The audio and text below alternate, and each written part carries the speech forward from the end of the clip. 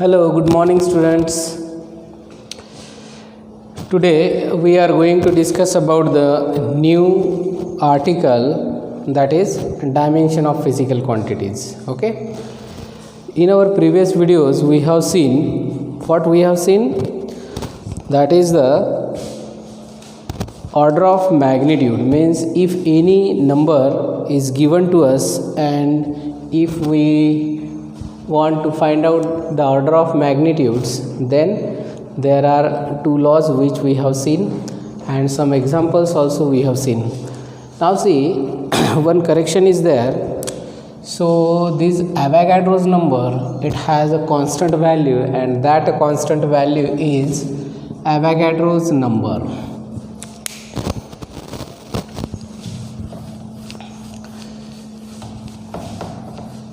So it has constant value and that constant value is given to us, that is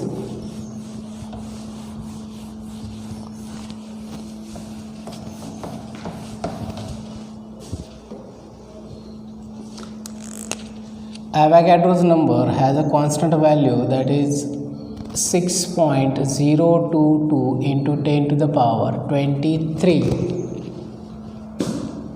per mole. So this is the constant value. In our previous videos we have considered or we have seen that is Avogadro's number 6.022 into 10 to the power minus 23, but instead of minus 23 plus 23 is there.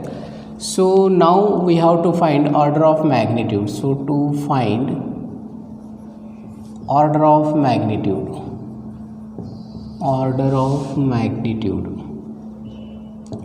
how we can find the order of magnitude? Two laws are there. So if the first digit of given number it is less than 5, then we have to use 10 to the power 0, and if it is greater than 5, then we have to use 10 to the power 1. So here 6 number is here, so that's why it is greater than 5, so we can use 10 to the power 1 into 10 to the power 23 as it is. So 23 plus 1, it is 10 to the power 24 per mole. So this one is the order of magnitude of Avogadro's number. Okay, so this one is the correction. Now see, most of the questions may be asked on the dimensions of physical quantity. So let us discuss about the dimension of any physical quantity, means how we can calculate the dimensions. So to calculate dimension we must know the basic. So let us discuss about the basic.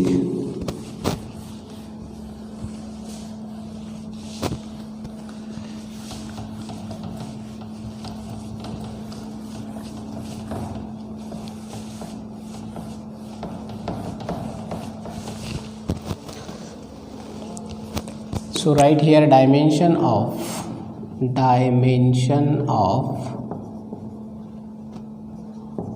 physical quantities.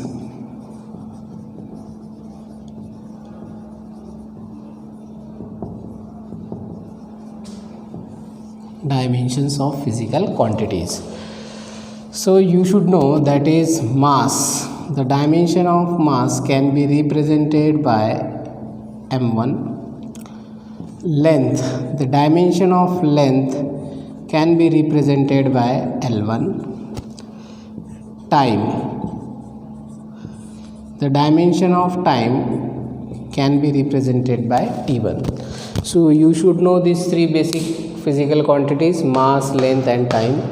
Mass, representation of this mass for its dimension, that is m1 or m to the power 1. Length L to the power 1, time T to the power 1.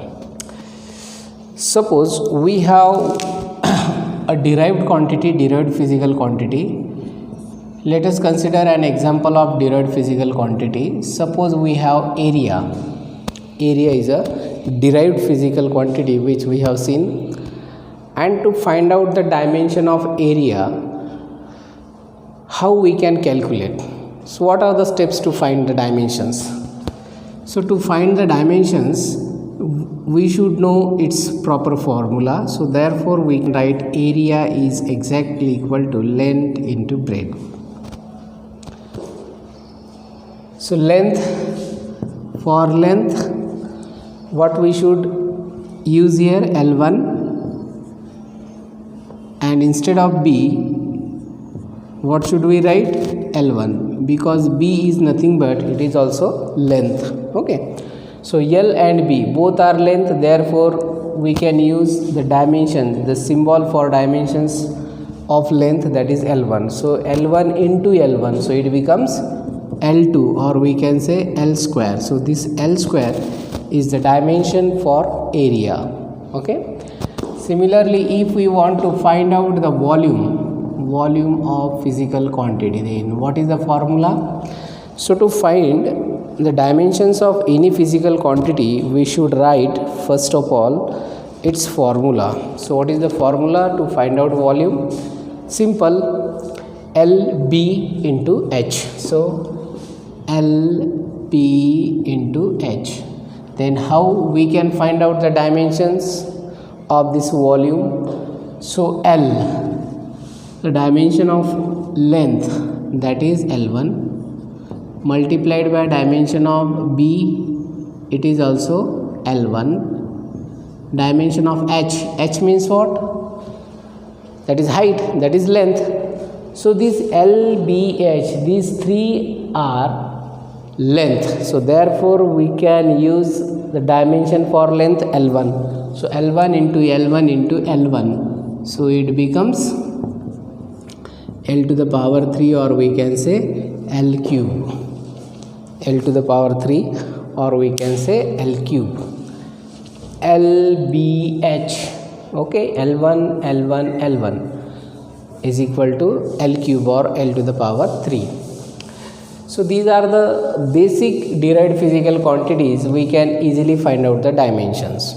Suppose instead of this, if another derived physical quantity is there,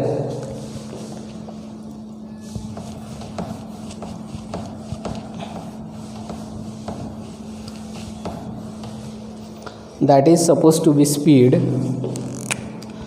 So if we want to find out the dimension of speed,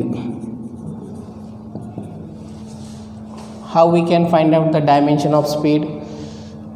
First of all, write here the particular formula for speed. So speed can be measured by using which formula? And that is distance upon time. So this one is a very basic formula which we have seen at your school level, that is speed is equal to distance upon time. Let us find out the dimensions of this physical quantity, that is speed. Speed, that is the derived physical quantity. So distance means what? Distance is nothing but just it is a length. So from this point to that point, this one is the distance, and distance is measured in meter, or we can say centimeter, kilometer. So if distance measure, it means what? That is the length we can measure, and length, that is L1, upon time, that is T1. Now we can write in this way, that is L1 T to the power 1. If we place here at numerator, then this plus 1 becomes minus 1. So L1 T minus 1, this one is the dimensions for speed. Okay, so it is very simple tricks to find out the dimensions of any physical quantity, like here area, volume, then speed. So this is the very simple steps. By using these simple steps, we can easily find out the dimensions of any physical quantity. It may be fundamental, it may be derived. Okay, so this one is the derived physical quantity, and to find out its dimension, we must write here the L1 T minus 1. Okay, so similarly another quantity is there, physical quantity is there. Obviously it is derived physical quantity, and how we can find out the derived physical quantity? Suppose velocity is there. velocity is there, and if we find out the dimension for velocity, so first of all write its formula, proper formula for velocity.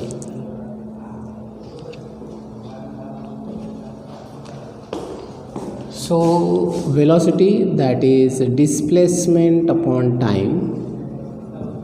Displacement upon time. Displacement, we know displacement means what? The shortest distance between initial and final position. The shortest distance means displacement, and if distance is there, definitely that is length. So instead of this displacement, we can use the dimension for length. Why we are using here L1? Why we are using here L1? Because distance and displacement, they are nothing but they are called as length. Okay, so length, so therefore we can put here L1 for length, and time, that is T1. Okay, so be careful here. While you are writing T, then your plus power is plus here when it is at denominator. When it is at numerator, then plus 1 becomes minus 1, so you can put here minus 1. So L1 T minus 1, that is the dimensions for velocity. Now if you concentrate, this speed as well as this velocity, both are having the same dimensions. So be careful here. So L1 T minus 1, that is the dimensions for speed as well as velocity. So both derived physical quantities are there which have the same dimensions. Speed and velocity are the two derived physical quantity which have same dimensions, that is L1 T minus 1. Okay, so it's very simple, and we will discuss about the various physical quantities and calculate its dimensions. Okay, so today we shall stop here. Till then, thank you.